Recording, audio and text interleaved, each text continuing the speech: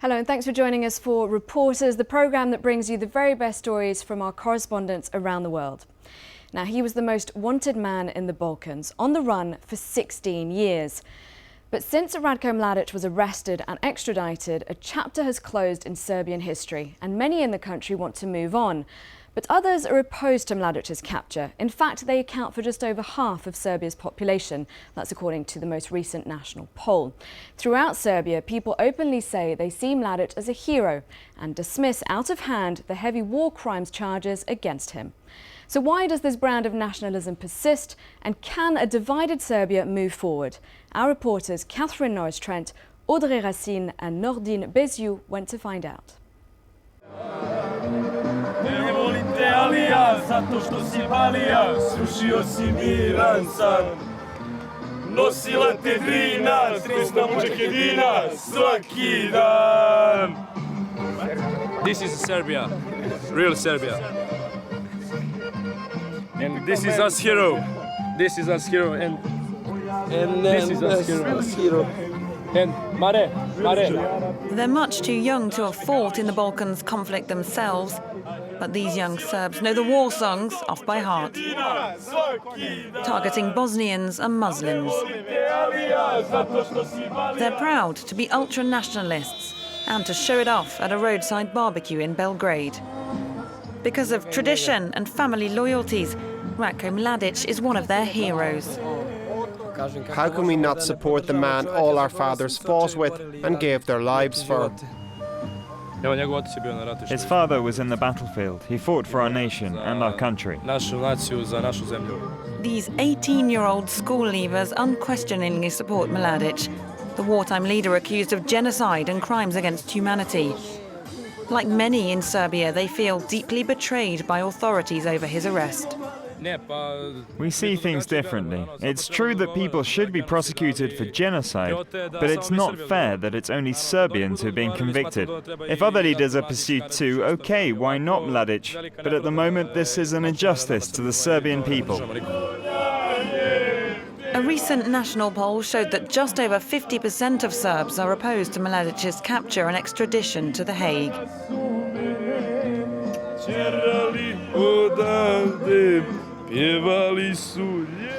And nowhere is support for Mladic more entrenched than the village of Lazarevo, where he was finally tracked down after 16 years on the run. Milan has lived in Lazarevo all his life and takes us to the place where Mladic was captured. Look, that's the house there. It's a residential area. The houses are right next to one another. There's some on the left, others opposite there, as you see. How is it possible not to notice that someone was there? The hideout belongs to one of Mladic's cousins. He has strong family and cultural ties to this village. Everyone here in Lazarevo would have concealed him, me included. Me above all. So no one was tempted by the €10 million reward. Of course I would be tempted, but I would never give him away. I wouldn't want my family to be marked out by that. I would never betray him for the money, €10 million. I would never burden my family with that. And it's impossible to find anyone in this community who feels differently, who wouldn't have protected Ratko Mladic from authorities. The owner of the local cafe has even written a poem expressing his love for Mladic. It's entitled The Arrest of a Hero. In Lazarevo, on road number 5, they spotted Ratko walking with his brother. And on Ratko's cap, the Serbian crown was shining. Straight away, they called in prosecutor Bruno. In Lazarevo, there's no mention, though, of the charges against Mladic, the war crimes of which he's accused. Perhaps the most notorious is the largest massacre in Europe since World War II, Srebrenica. We head just across the border into Bosnia, to where troops massacred some 8,000 Muslim men and boys in 1995.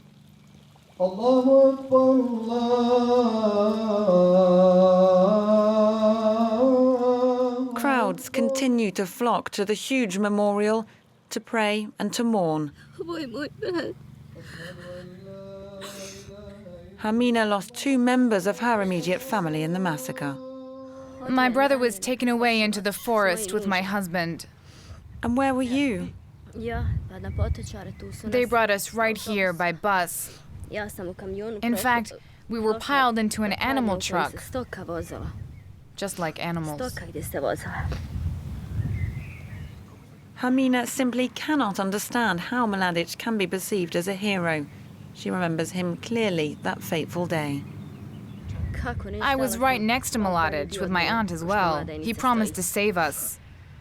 But he knew he was in a strong position with his army behind him in the forest. In the end, he killed them. I saw him take our men away. And yet, just down the road, in the heart of Srebrenica village, it's almost a parallel universe.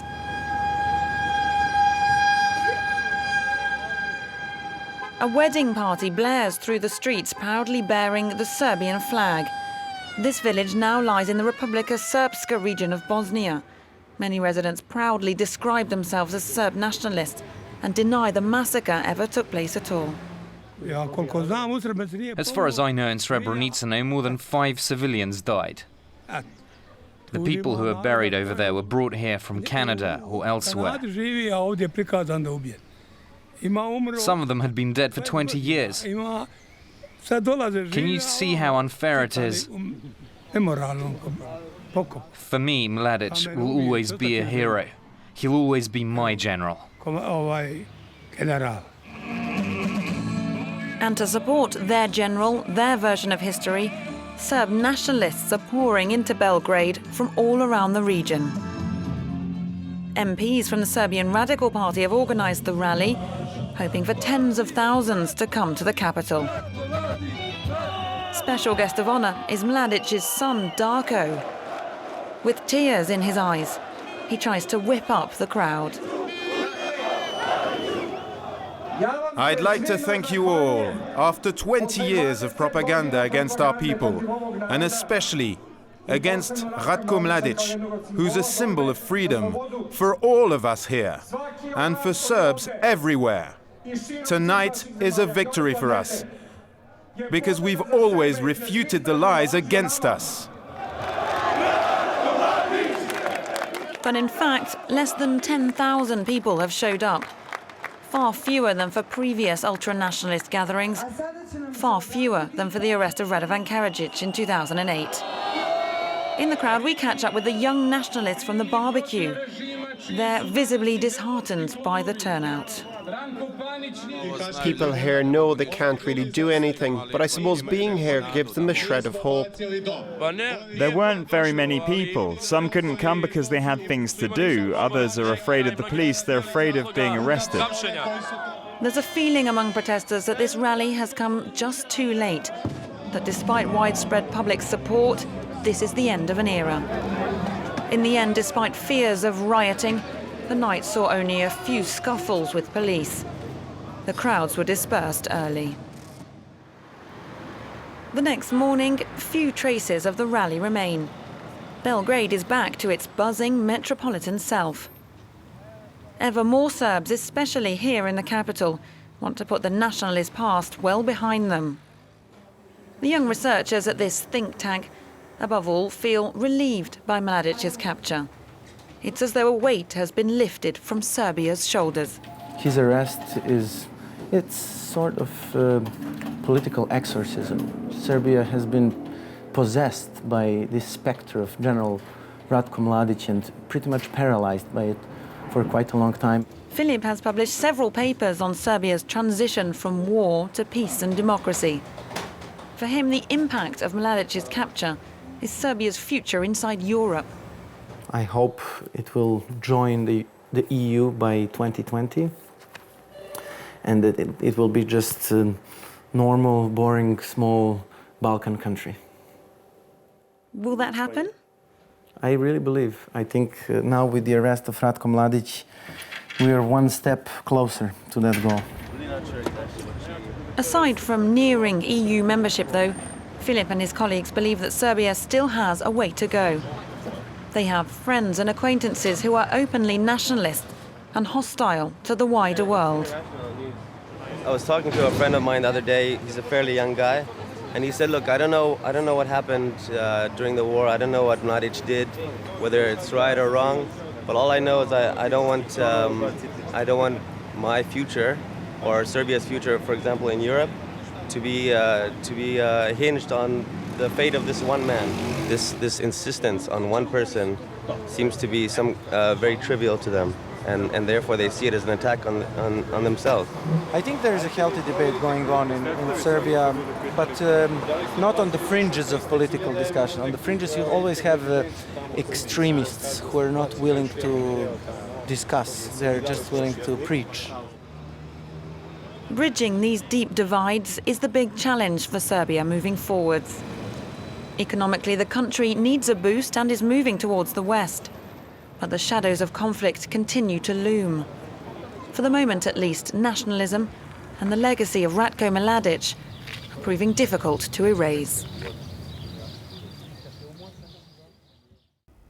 Well, that's it for this edition of Reporters. You can watch this story and all our other reports again on our website, france24.com. Until the next time, bye for now.